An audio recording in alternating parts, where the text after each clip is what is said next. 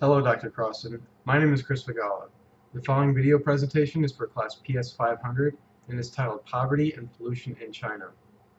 China may not be as worried as we might think when it comes to fighting global warming.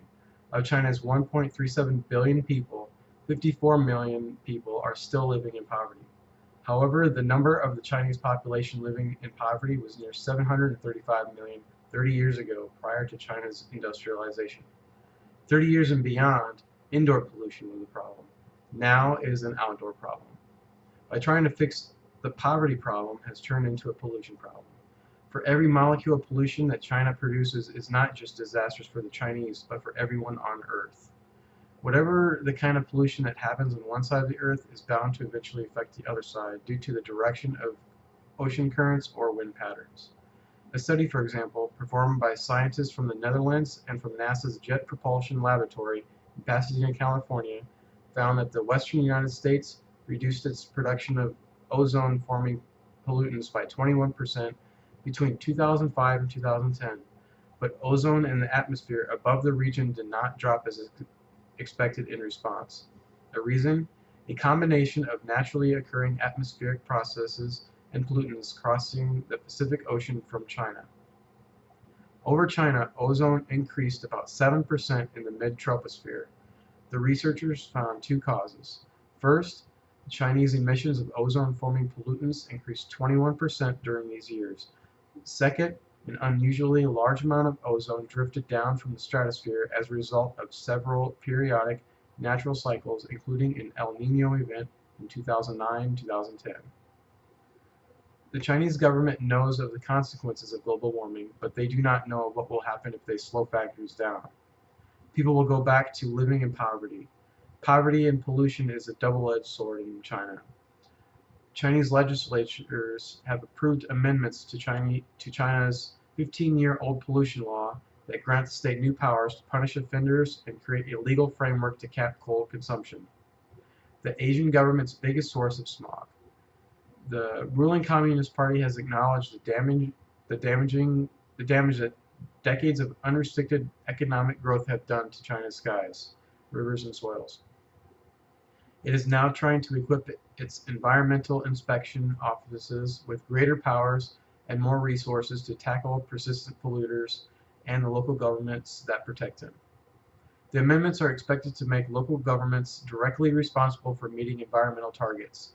They also ban firms from temporarily switching off polluting equipment during inspections and outlaw other behavior designed to distort emission readings. However, according to researchers, the amendment changes do not go far enough, and that is the third reading of the bill should have been postponed until all China's shortcomings have been resolved first.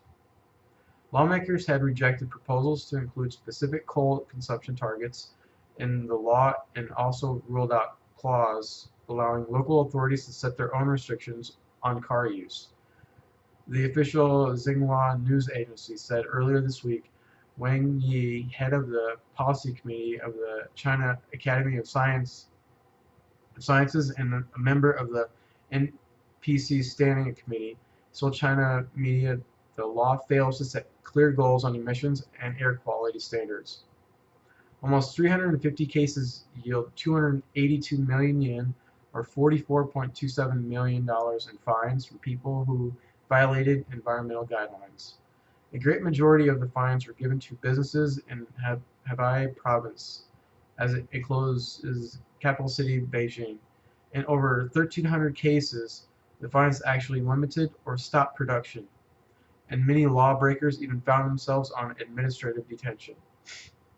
As 1,000 of those cases resulted in people behind bars, China's changes to the environmental legislation went into effect on January 1st, 2015. The reforms attempt to curtail China's pollution problem by issuing unlimited fines and custodial sentences if companies do not work with the resource use, waste treatment, and technology standard guidelines. The government can also now shut down firms that do not follow their guidelines. China's sulfur dioxide fell by 4.6%, while nitrogen oxide fell 8.8%. This is slightly more than the drop recorded during the first half of 2015. Water quality has also improved, with chemical oxygen demand dropping 2.9%, while ammonium nitrogen is 3.2% less prevalent than it was before. While these numbers may seem lower than what they were, it may be due to the Chinese economy slowing down. China recorded a GDP growth of 7.7% in 2012-2013, a marked slowdown from 9.3% in 2011 and 10.5% in 2010. Gross domestic product was 7.4% in 2014 compared to the same period the previous year, according to the National Bureau of Statistics. That's below the government's 7.5% goal and is the slowest growth rate since 1990. Andrew, an economist at Fitch Ratings, said that investors should expect growth numbers starting with a 6 to come through 2015. The ratings agency's forecast calls for a 6.8% growth this year, followed by 6.5% in 2016. The Ministry of Environmental Protection concentrations of hazardous breathable particles known as PM2.5 fell 17.1% in the first half of 2015 to 58 micrograms per cubic meter. China doesn't expect to meet the state standard of 35 micrograms until 2030. According to EPA.gov, the average to China is the yellow nationally, which means moderate. AQI is 51 to 100. Air quality is acceptable, however, for the pollutants there may be tolerant. For some pollutants, there may be a moderate health concern for a very small number of people. For example, people who are unusually sensitive to ozone may experience respiratory symptoms. The average PM2.5 air quality for the United States for the past 14 years is approximately 12.5. In the past 3 decades, China's development has pulled a staggering 680 million people out of poverty. It did so through a dramatic increase in access to modern energy, mostly powered by coal, which has led to terrible outdoor pollution in Chinese cities, not to mention making China the world premier carbon dioxide emitter. That is why many environmentalists say that China's rise has come at a substantial environmental cost. In China, tens of millions of rural poverty-stricken households still burn coal directly inside their homes to cook. When people burn coal inside their homes, they breathe in toxic fumes that are much deadlier than what is outside. Outside of poverty, people are dying from air pollution outside their homes, while those in poverty are dying from inside and outside their homes.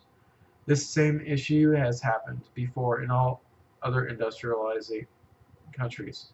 For example, air pollution in London reached its peak in 1890.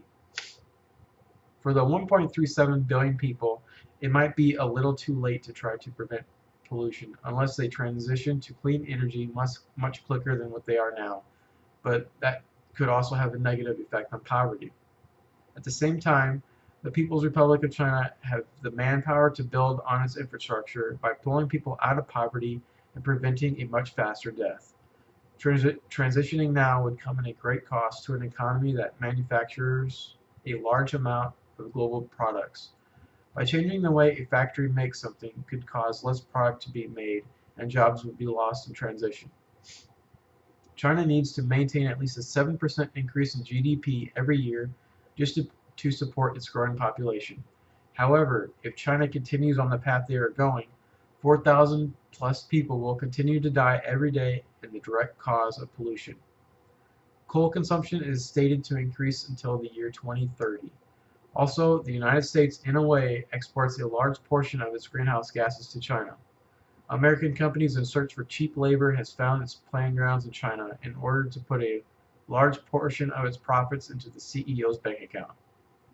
19% of all items, approximately $40 billion per month, of items such as clothing and shoes sold in the United States are made in Chinese factories. In ending, the next time you go outside and notice clear, smogless blue skies, you should give someone a sarcastic thanks to China. But it will cease to exist in the future if we do not do anything about it.